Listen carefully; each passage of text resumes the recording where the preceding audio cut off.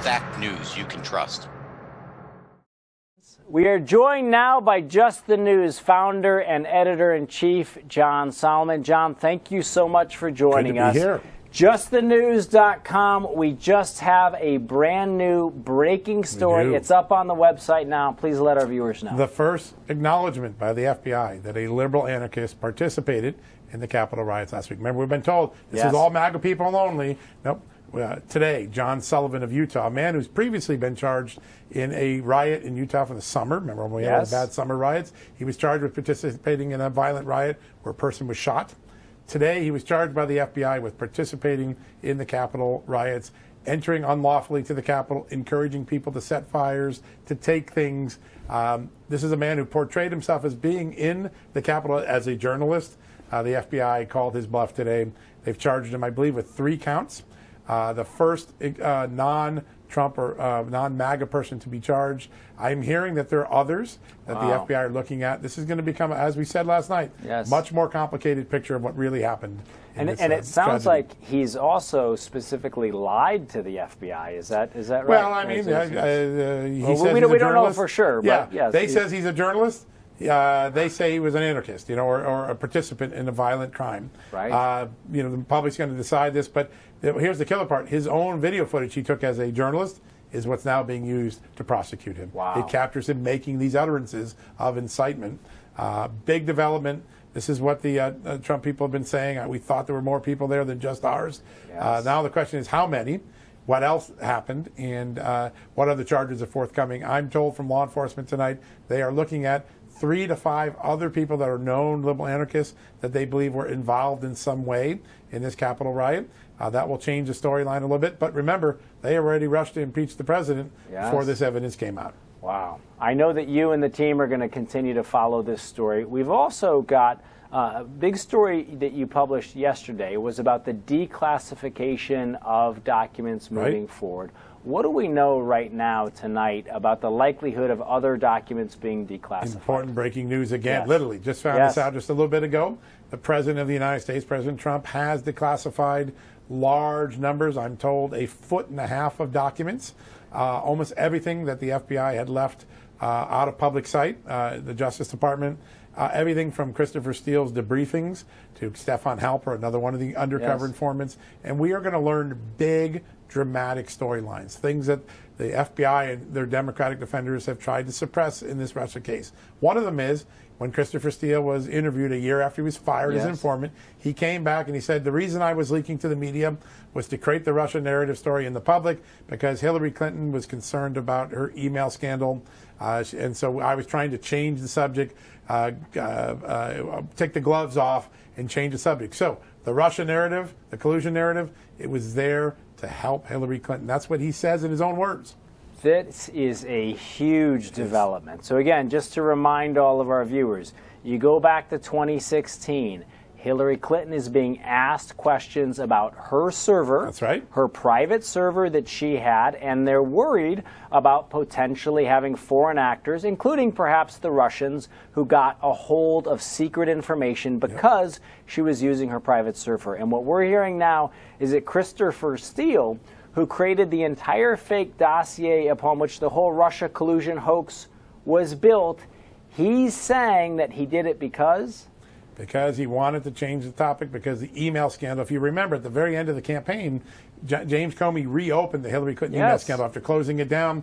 When that happened, he said, I leaked to the news media to put this other subject out there, this false narrative out there to help Hillary Clinton fight. And he says, we were taking the gloves off. Well, that's not what an FBI informant is supposed to do. He's supposed to secretly help the FBI. He takes his knowledge of what he's feeding the FBI, gives it to the public in an effort to sway the election. And remember, he's a foreigner. He's a Brit. Yes. This is a clear evidence of a British foreigner trying to influence the 2016 election by his own admission to the FBI. By his own admission to the FBI, he's trying to influence it. And not only is he trying to influence it, he's trying to influence it directly as a result. In his own words, it sounds like he's admitting because of the trouble that Hillary Clinton was in. That's right.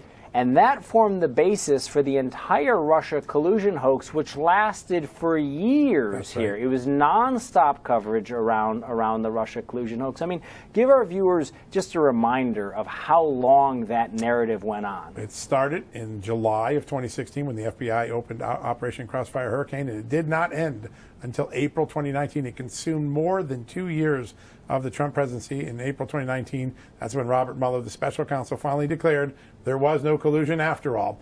The FBI knew from the beginning. These documents are clear. The FBI did not trust Steele's dossier. They had no other real evidence of collusion, but they allowed this to go on even after learning from Christopher Steele his motive was to put a false story into the public domain to change the topic off of Hillary Clinton's scandal.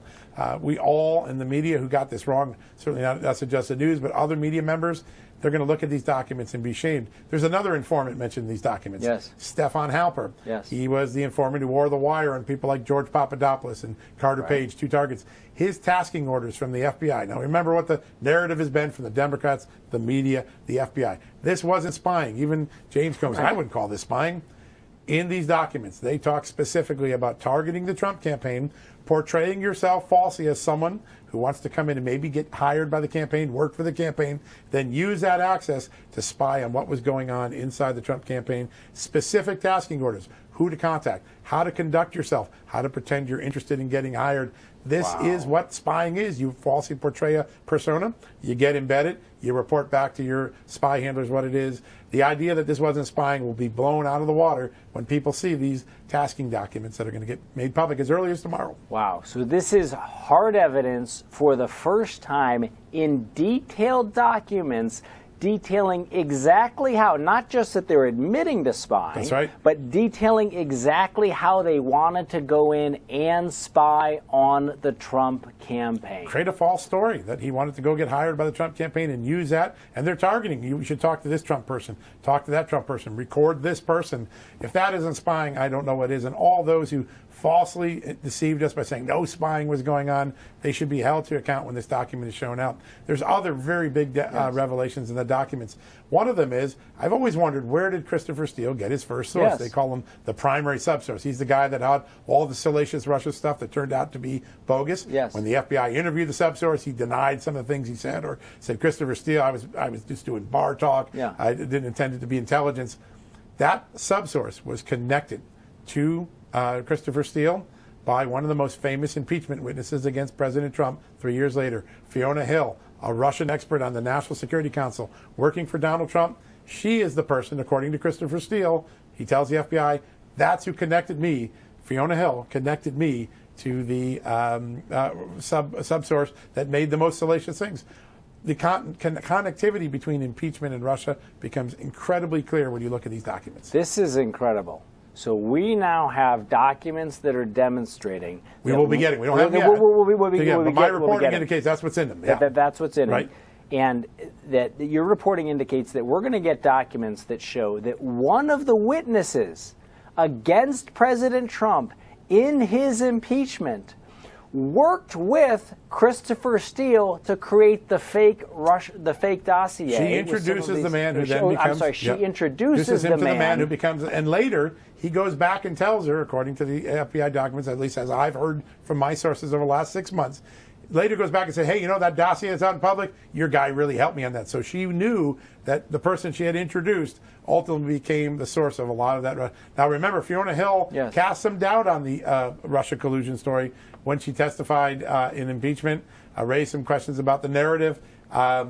We didn't know then, and nor did I don't believe, did the Trump defense team know that she had this prior connection to Christopher Steele. We're now finding about it, tragically, at the very last days of the Trump administration. Oh, my gosh. This is major breaking news. And then give our viewers a sense. It sounds like some of these documents your reporting indicates are going to be coming soon. Give us a sense for what you think the likely trajectory here in terms of timing of these documents coming out. We could see the stack as early as tomorrow or as late as Monday, but it's going to fall in that window. Obviously, the president leaves office on Wednesday. Yes. But these are significant documents. They really fill in the blanks. They really debunk some of the false storylines that the FBI gave when it was trying to defend himself, deflect. Hey, there's a lot of good evidence against Donald Trump and the Russia collusion. There was no evidence against Donald Trump. One of the people forget this because it happened just before the election, but one of the lead FBI agents that worked the case for 3 years testified to the Justice Department just in September. He finally cracked and went to the Justice Department and said what happened. He said, "We never had evidence of collusion. The whole effort was to, quote, get Trump." That's his words. Right. Get Trump any way we could. What a shameful thing to think that our most powerful law enforcement agency, our most powerful intelligence agencies were involved in a get Trump partisan exercise in the absence of any evidence of collusion. And we in the American public were being fed a false story by the intelligence community, by the FBI, by the Democrats in Congress, and by the news media. These are incredible revelations. And again, this is a lot to digest for our viewers. So first, we have liberal activist who's actually arrested by the FBI. That's correct. Right. Second, we now know for certain that there was an documented effort to actually spy on the Trump campaign, and this document lays out also how that was in fact done. Without question. We're connecting one of the witnesses who testified against Trump at his impeachment to a subsource for the fake Steele dossier. Yeah. And it sounds like Christopher Steele himself in these documents is saying that the entire Russia collusion hoax, this dossier, was created for the purpose of deflecting from Hillary Clinton's email trouble. That's why he went to the news media. It's remarkable. Why he leaked. This is incredible. John, a lot more to learn. Again, I'll just say, personally and on behalf of our viewers, we appreciate your strong and courageous reporting. We look forward to having you back on again. Thanks, Eric. Folks, again, that is John Solomon, founder and editor-in-chief of JustTheNews.com.